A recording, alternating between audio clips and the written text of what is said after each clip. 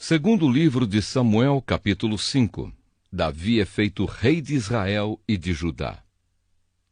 Então todas as tribos de Israel foram se encontrar com Davi em Hebrom e disseram: Nós pertencemos ao mesmo povo que você, ó rei. No passado, quando Saul era o nosso rei, você comandou o povo de Israel na batalha, e o Senhor Deus lhe disse que você seria comandante e governador do povo dele. Assim todos os líderes de Israel foram se encontrar com Davi em Hebrom.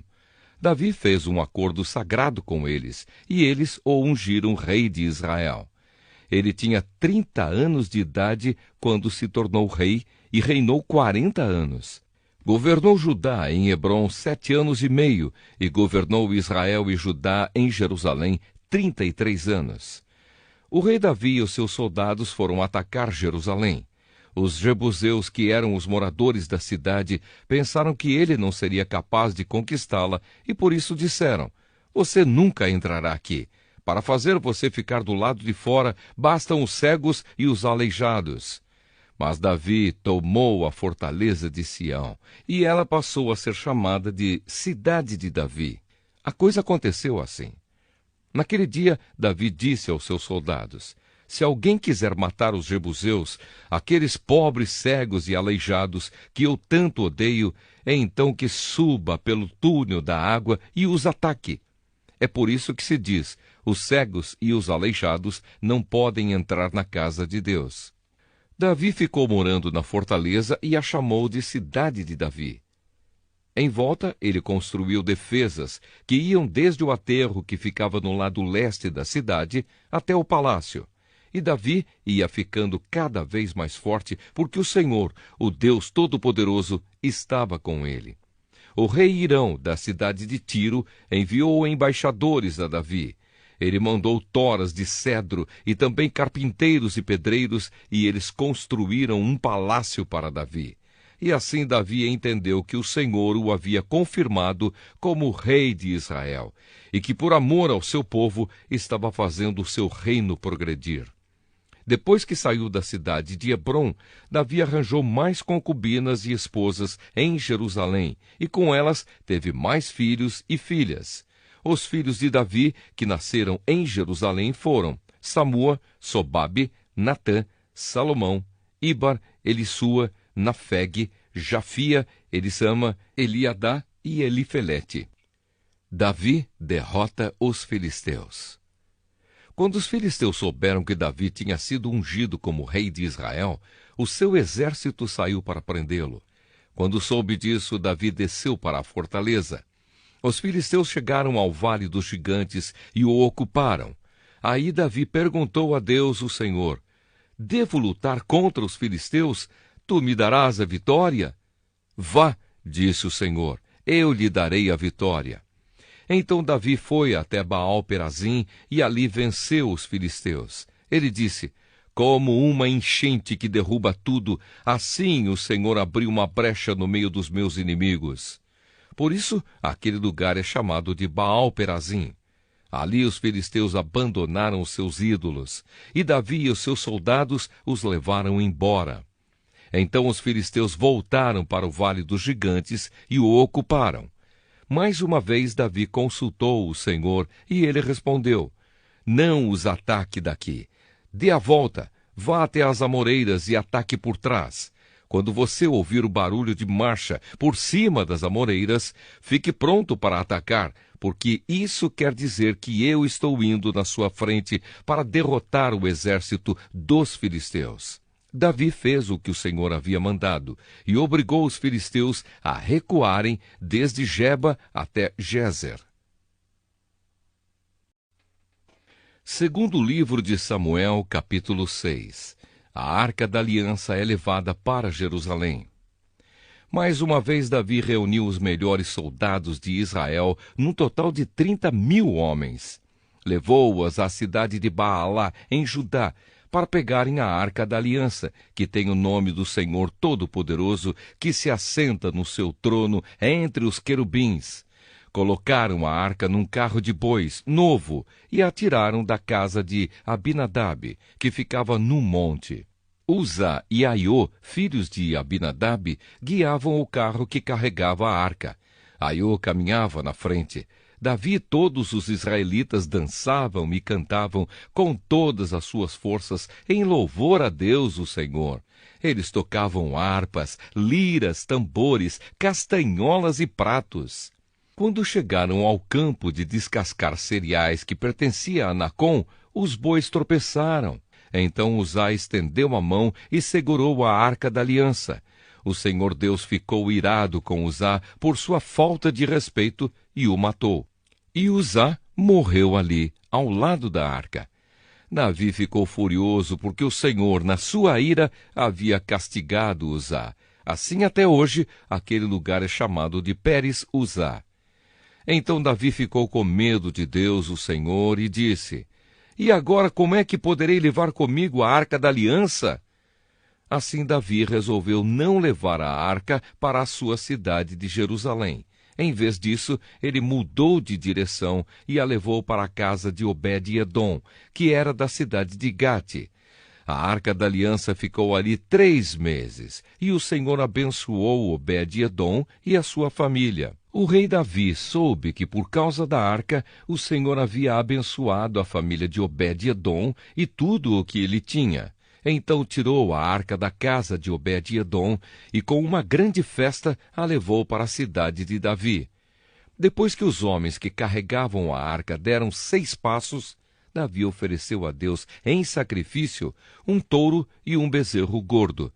Davi, vestindo o manto sacerdotal de linho, dançou com todo o entusiasmo em louvor a Deus o Senhor.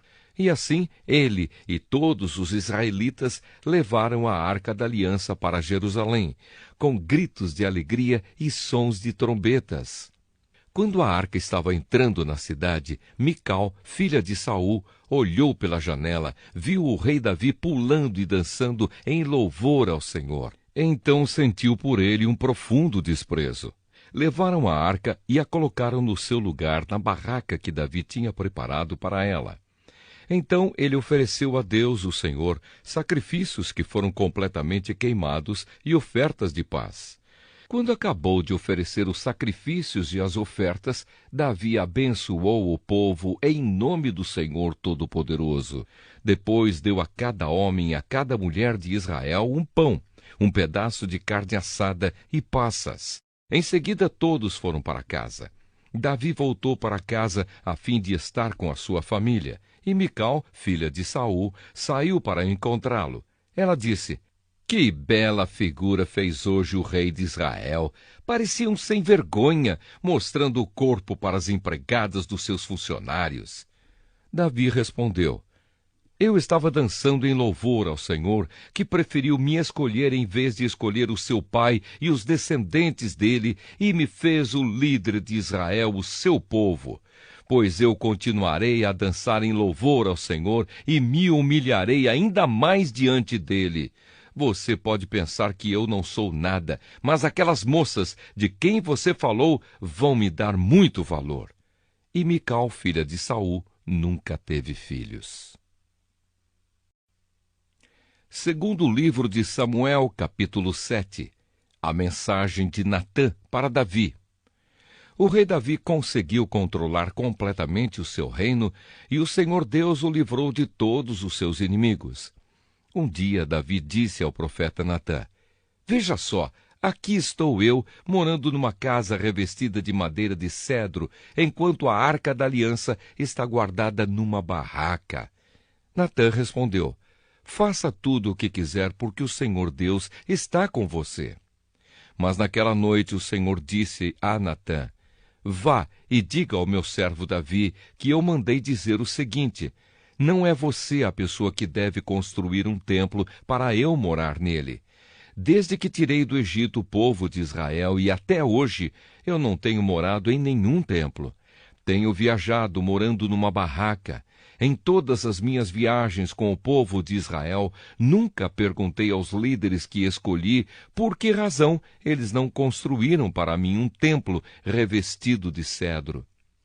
Portanto, diga ao meu servo Davi que eu, o Senhor Todo-Poderoso, digo o seguinte: Eu tirei você do trabalho de cuidar de ovelhas nos campos para que governasse o meu povo de Israel.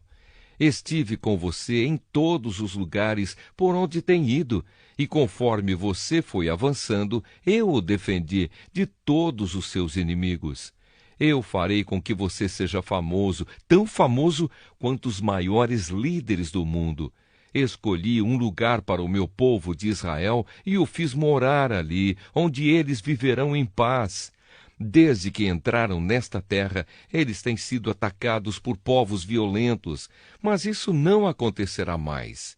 Eu prometo que livrarei você de todos os seus inimigos e que lhe darei descendentes. E quando você morrer e for sepultado ao lado dos seus antepassados, eu colocarei um dos seus filhos como rei e tornarei forte o reino dele. Será ele quem construirá um templo para mim, e eu farei com que os seus descendentes governem para sempre. Eu serei o pai dele, e ele será meu filho.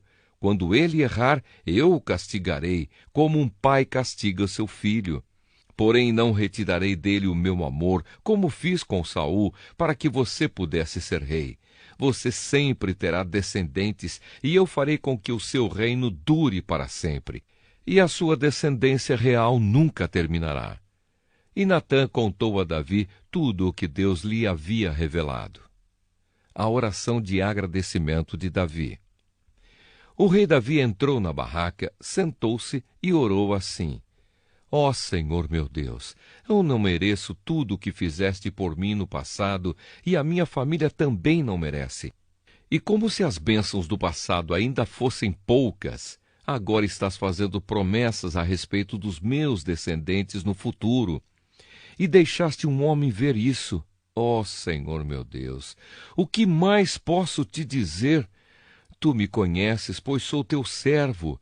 Era o teu desejo e propósito fazer isso, e tu me deixaste saber de todas essas grandes coisas. Como és grande, ó Senhor, nosso Deus! Não há ninguém igual a ti. Como temos ouvido dizer, somente tu és Deus, não existe outro. Não há nenhuma outra nação na terra como o teu povo de Israel, que libertaste para ser o teu próprio povo. Tu te tornaste famoso e fizeste grandes e maravilhosas coisas por eles. Tu libertaste o teu povo do Egito e expulsaste as outras nações e os seus deuses conforme o teu povo ia avançando. Ó Senhor, tu fizeste com que o teu povo de Israel fosse teu para sempre e te tornaste o seu Deus. E agora, ó Senhor, nosso Deus, confirma a promessa que fizeste a meu respeito e a respeito da minha família, e cumpre o que disseste que ia acontecer. A tua fama será grande, e para sempre as pessoas dirão: O Senhor Todo-Poderoso é Deus de Israel. E tu farás com que sempre haja reis entre os meus descendentes. Senhor Todo-Poderoso, Deus de Israel, eu tenho coragem para te fazer esta oração, porque revelaste a mim, teu servo, que farás com que os meus descendentes sejam reis. E mais, tu, ó Senhor, me fizeste esta maravilhosa promessa, e as tuas promessas sempre se cumprem, porque tu és Deus. Eu te peço agora que abençoes os meus descendentes, para que eles continuem a ter sempre a tua proteção. Tu, ó Senhor, meu Deus, prometeste isso, que a tua bênção esteja com os meus descendentes para sempre. Segundo livro de Samuel, capítulo 8. Diversas vitórias de Davi. Algum tempo depois, Davi atacou os filisteus, derrotou-os e acabou com o poder deles naquela região. Ele também derrotou os moabitas, fez com que se deitassem no chão, mediu-os com uma corda e matou 2/3 deles. Assim os moabitas se tornaram escravos de Davi e lhe pagavam impostos. Então Davi atacou o rei de Zoba, Hadadezer, filho de Reobe, quando este foi tomar de novo as terras que ficam perto do rio Eufrates. Davi prendeu 1.700 cavaleiros de Hadadezer e 20.000 dos seus soldados da infantaria. Também aleijou os cavalos que puxavam os carros, deixando cavalos somente para 100 carros. Os sírios de Damasco foram socorrer Hadadezer e Davi matou 22.000 deles. Em seguida, colocou acampamentos militares na terra deles.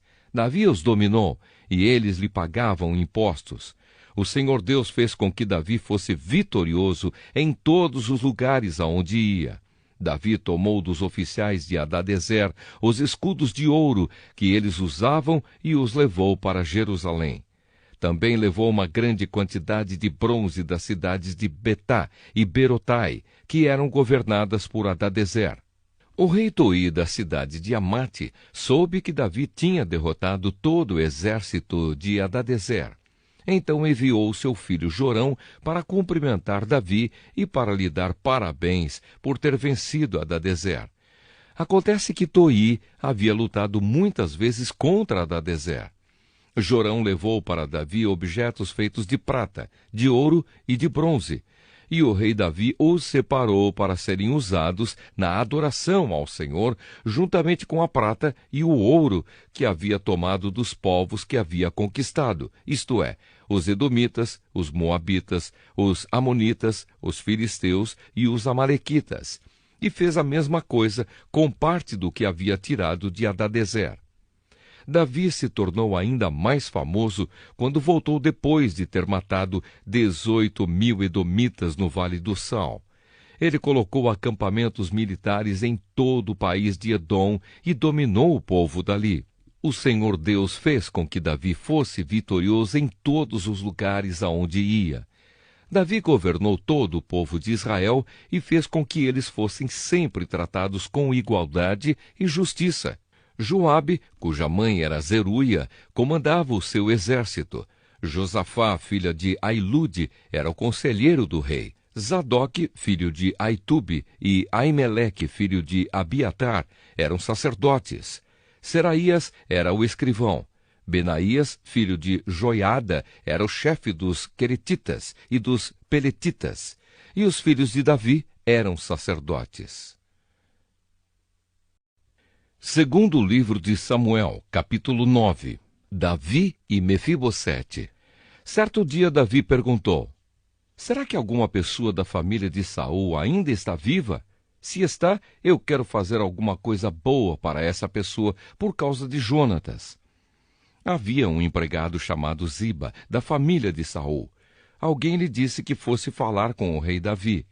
Você é Ziba? Perguntou o rei. Sim, sou eu mesmo, às suas ordens, respondeu ele.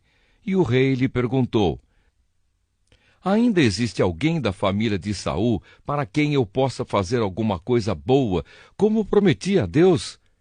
Ziba respondeu: sim, existe um filho de Jonatas. Ele é aleijado dos 2 pés. Onde está ele? Perguntou o rei. Na casa de Maquir, filho de Amiel, na cidade de Lodebar, respondeu Ziba. Então o rei Davi mandou buscá-lo. Quando Mefibosete, filho de Jonatas e neto de Saul, chegou, ele ajoelhou-se e encostou o rosto no chão diante de Davi, em sinal de respeito. Davi disse: Mefibosete. Às suas ordens, senhor, respondeu ele. Não fique com medo, disse Davi. Eu serei bondoso com você por causa de Jonatas, o seu pai. Eu lhe darei de volta todas as terras que pertenciam ao seu avô Saul, e você será sempre bem-vindo à minha mesa. Mefibosete se curvou novamente e respondeu: eu não valho mais do que um cachorro morto, porque o Senhor é tão bondoso comigo. Então o rei chamou Ziba, o empregado de Saul, e disse: eu estou devolvendo a Mefibosete, o neto do seu patrão, tudo o que pertencia a Saul e a sua família. Você, os seus filhos e os seus empregados cultivarão a terra para a família do seu patrão Saul e farão a colheita para que eles tenham comida. Mas Mefibosete comerá sempre à minha mesa. Ziba tinha 15 filhos e 20 empregados. Ele respondeu: farei tudo o que o Senhor mandar. Daí em diante, Mefibosete passou a comer junto com o rei, como se fosse filho dele. Mefibosete tinha um filho pequeno chamado Mica. Todos os que eram da família de Ziba se tornaram empregados de Mefibosete. Assim, Mefibosete, que era aleijado dos 2 pés, ficou morando em Jerusalém, e todos os dias comia junto com o rei.